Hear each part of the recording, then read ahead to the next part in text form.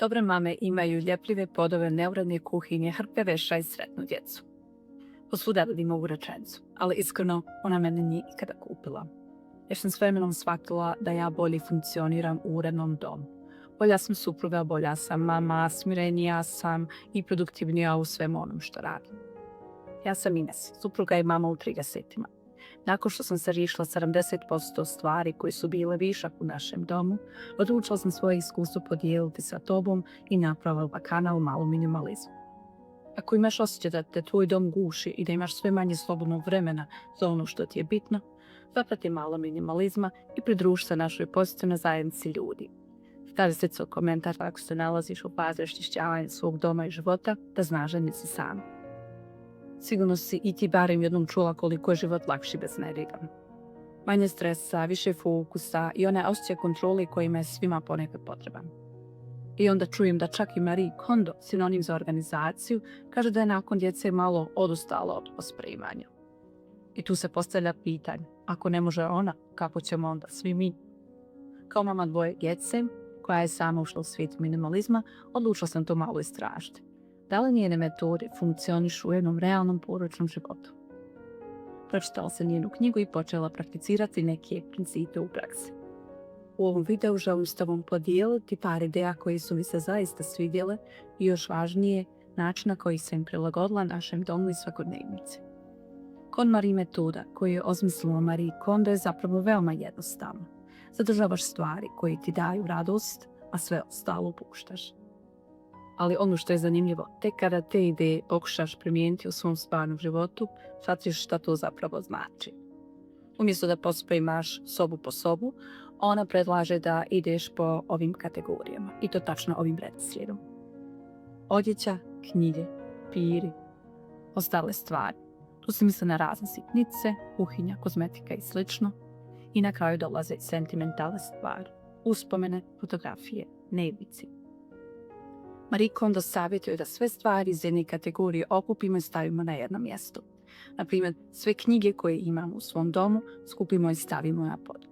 Ili, naprimjer, svu odjeću koju imamo izvadimo iz ormara, iz komoda i stavimo na jednu hrpu, naprimjer, na krevet. Na prvi pogled to može djelovati malo eksterno, ali zapravo postoji više dobrih razloga zašto je to dobro. Kada sve vidiš odjednom, postaćeš svjesna koliko toga zapravo imaš. I kada će ti biti lakše uočiti duplikate i stvari koje ti možda zaista nisu potrebne. Meni se ova ideja posebno svidjela jer mi je pomogla da donesem lake odluke i neke odluke bez nagađanja. Bitno je da svaku stvar uzmeš u svoje ruke i zapitaš se da li meni ovo donosi radost. Ako da, zadržiš. Ako ne, zahvališ se toj stvari i pustiš je.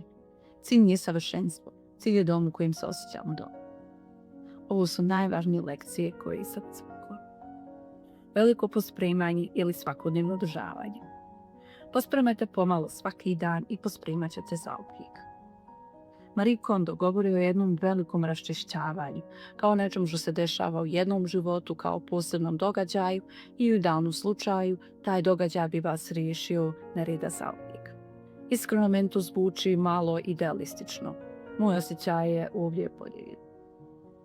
Živimo u stvarnosti u kojem naš dom ulaze konstantno nove stvari. I ukoliko ne radim konstantna česta mala raščišćavanja, imam osjećaj da moj dom nije pod kontrolom i da je sve manje uredan. Da, veliko raščišćavanje ima smisla i mislim da ga treba uraditi svako, bar jednom u životu.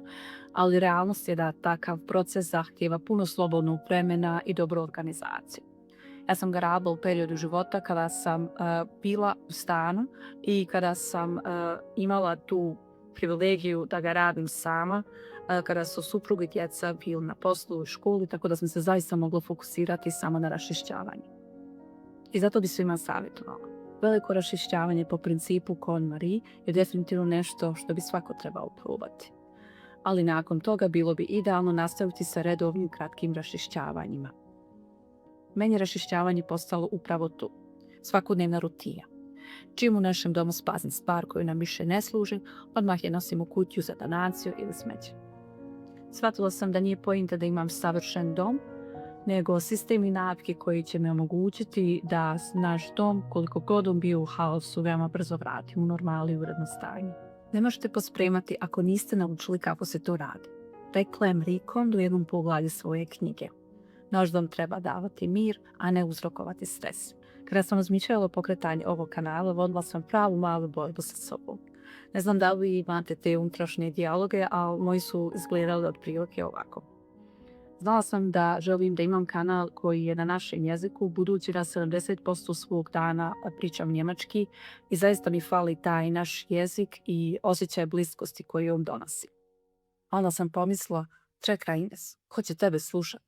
Naše žene sa područja bivše Jugoslavije su poznate po tome da sve mogu.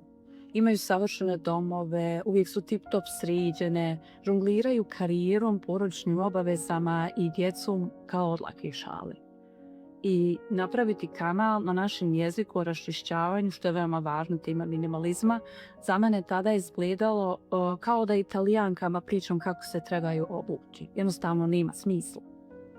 I tu sam se pokolevala. Pomislila sam, neću napraviti nikakav kanal. Žene su nevjerovatne, stalno traže načine da napreduju. Čitaju knjige, slušaju podcaste, isprobavaju nove recepte i nove vježbe, rade na sebi i svom duhovnom razvoju. Posmatrajući djecu danas primećujem da postoji veliki broj djece koji, na primjer, zna sve glavne gradove u Evropi, ali ne znaju neke obične svakodnevne stvari tipa sam sebe pripremiti doručak. I tada sam shvatila, Marie Kondo je u pravu. Pospremanje doma je nešto što se ne uči u školama.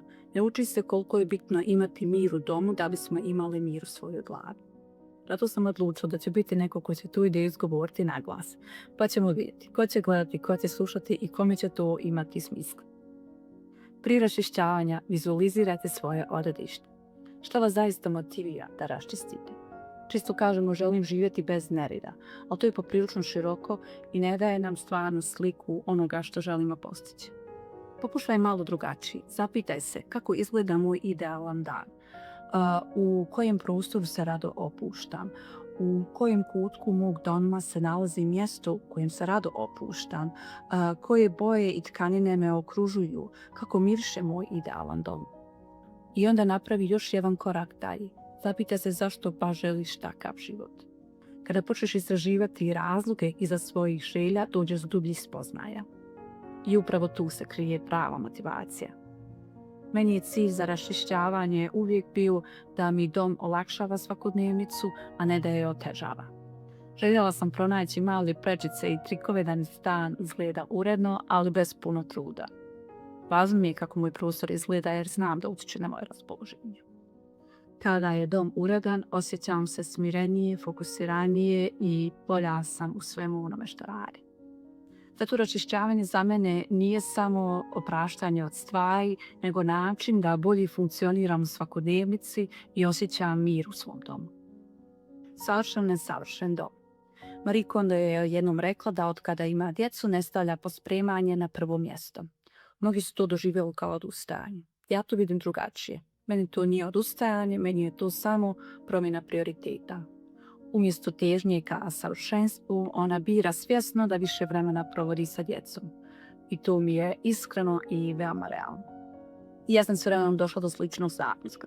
Kada sam naš dom počela očišćavati po njenoj metodi, sve naše ladice u domu su bile savršeno organizirane. Sva naša odjeća je bila savršeno sortirana, savršeno složena. Ali onda sam shvatila nešto važno. Naš dom neće bolje funkcionirati, raditi za nas ako naše ladice budu besprijekorne i savršene u svakom momentu.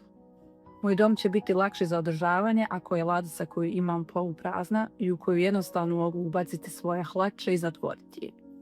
Moj život lično će meni biti lakši ako nemam puno odjeće i ako sve majice koje imam vise, mogu ih veoma lagano vidjeti i veoma lagano izvaditi iz ormara jer on nije pretrpan. Danas me ladice nisu savršene i to je za mene u redu. Odjeću samo ubacim u ladicu, zatvorim i majicu jednostavno okačim na vješalicu i veoma laka organizacija je nešto što meni zaista paše. Naš dom nije savršen, nemoj molim te misliti da jeste, ali ono što je za mene bitno je kada dođe stanje haosa, veoma brzo da mogu vratiti u normalno stanje, zato što nemamo viškova i zato što sve u našem domu ima svoje fiksno mjesto. Moj cilj je veoma jednostavan. Želim imati dom koji je lagano održavati, a ne savršen dom. I na kraju dana važnije mi je kako moja porodica i ja živimo u ovom domu, nego da on u svakom momentu izgleda apsolutno savršeno. Da li planina stvari stvarno pomaže? Ako si ikada pokušala urati kod Marie metodu, sigurno znaš onu scenu u kome svu odjeću izvadiš i staviš na jedno mjesto. To je takozvana planina odjeće. Za mene ovo ima smisla jer tek kada vidimo sve stvari iz jedne kategorije na hrpi, možemo se suočiti sa količinom stvari koje zaista imam. Mene su najviše šokirale naše knjige. Sve sam ih skupila, stavila na pod i to su bile hrpe knjiga između kojih sam ja hodala. Ono što je meni zapravo trajno pomoglo su kratke seanse raščišćavanja. Svaki dan raščišćavanje 20 minuta, ponekad čak i kraće, ali svaki dan. Zahvalnost prema stvarima. Jedna od najobičnijih, ali definitivno najmoćnijih ideja za mene iz ove knjige je reći hvala stvarima prije nego što ih se riješimo. Na početku mi je ovo zvučalo veoma čudno, ali zapravo ima smisla. Postoje stvari koje smo kupili u teškim periodima našeg života. Na primjer, kada smo bili tužne, depresivne ili kada nam jednostavno bilo dosadno. Raščišćavanje ne znači samo bacanje. Ne radi se o tome šta izbacuješ. Radi se o tome šta svjesno biraš da ostani. Kada se fokus prebaci na stvari koje volimo, koristimo i zaista rado imamo u svom domu, tada raščišćavanje postane lakše i postane manje emotivno težak proces. Ne moraš završiti svaku knjigu. Ako si kao ja, vjerovatno imaš neku knjigu koju si započela čitati, prestala i nikada nisi nastavila. Ne možeš se riješiti jer je čuvaš za jednog dana. Marie Kondo kaže nešto zaista oslobađajuće. Možda si već dobila ono što ti iz te knjige trebalo. Kad sam raščišćavala knjige, bilo mi je veoma teško jer zaista sam neko ko voli knjige, cijeni ih i imala sam često osjećaj da raščišćavanjem knjiga bacam novac koji sam uložila u njih. Zato sam napravila kompromis sama sa sobom. Za određene knjige koje sam mislila da ih želim još jednom pročitati, sam sama sebi dala rok mjesec dana. Ukoliko u narednih mjesec dana ne uzmem tu knjigu i ne počnem da je čitam do kraja, poklonit ću je biblioteci ili nekome ko će zaista uživati u čitanju te knjige. I moram reći da iz kategorije možda ću je pročitati, nijedna knjiga nije ostala u mom domu i ni za jednom od tih knjiga nisam zažalila. Sortiranje po kategorijama, ali prilagođeno stvarnom životu. Kao što sam već rekla, kod Marie metoda se sastoji u tome da raščišćavate po kategorijama. Ja sam ovo pravilo primijenila malo drugčije kada sam radila raščišćavanje kuhinje i papira. Jer nije mi imalo smisla da izvadim sve stvari iz kuhinje i stavim na jedno mjesto ako znam da ću kroz par sati ili možda čak tek sutra u njoj pripremati ručak. Ja sam to prilagodila. Kraći proces raščišćavanja, fleksibilni pristup. Za mene tu u kuhinji konkretno značilo, raščišćavala sam jednu ladicu po ladicu. Trebalo mi je možda duže vremena da raščistim, ali sam svaki dan imala funkcionalnu kuhinju u kojoj moguće pripremiti neki obrok. Papir. Treba ti manje nego što misliš. Velika papira koju čuvamo zapravo nam uopšte ni ne treba.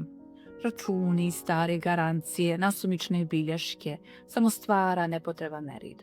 Malo selekcije u papirima može napraviti ogromnu razliku. Kroz ovaj proces raščišćavanja sam se riješila velike količine papira koji nam nisu bili potrebni. Međutim, nakon svega napravila sam neki sistem organizacije koji meni danas zaista funkcioniše. Ako te zanima kako on izgleda, možeš ga pogledati u mom crnom videu. Dom treba da stvara mir, a ne da proizvodi stres. Ako se stalno osjećaš opterećeno u svom domu, vrlo vjerovatno je da u njemu imaš previše stvari. Manje stvari, manje održavanja, manje stresa. Prava radost ne dolazi iz stvari.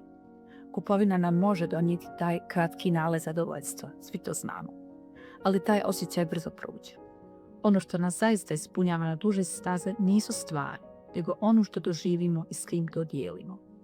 To su odnosi koje gradimo, iskustva koja proživljavamo i način na koji rastemo kao osobe. Stvari mogu biti lijepe i korisne, ali su samo dodatak, ne i pravi izvor sreće. Zato vrijedi zastati se i upitati se šta me zapravo čini sretnom. Koliko dugo traje taj osjećaj sreće nakon kupovine, a koliko dugo traje osjećaj sreće nakon nekog putovanja ili lijepog iskustva. Ja sam shvatila da me upravo iskustva i putovanje ispunjavaju mnogo više. Zato sve više biram ulagati u uspomene, posebno sada kad imam malu djecu. Trudimo se da što više putujemo zajedno. Ne samo da stvaramo dragocjene uspomene, nego i djeci pružamo priliku da upoznaju različite kulture, zemlje, običaje i jezike. Na kraju dana ono što nosimo sa sobom nisu stvari, nego priče koje smo zajedno proživjeli. Marie Kondo metoda ne znači sve ili ništa. Ne moraš imati savršeno uredan dom da bi živjela mirnije i ispunjenije. Pojete logove, riješi se viška stvari i pravi svakodnevne male rituale raščišćavanja. Hvala svima koji su ostali do kraja ovog videa. Ako te zanima sličan sadržaj, zaprati moj kanal Malo minimalizma. Želim velik dan.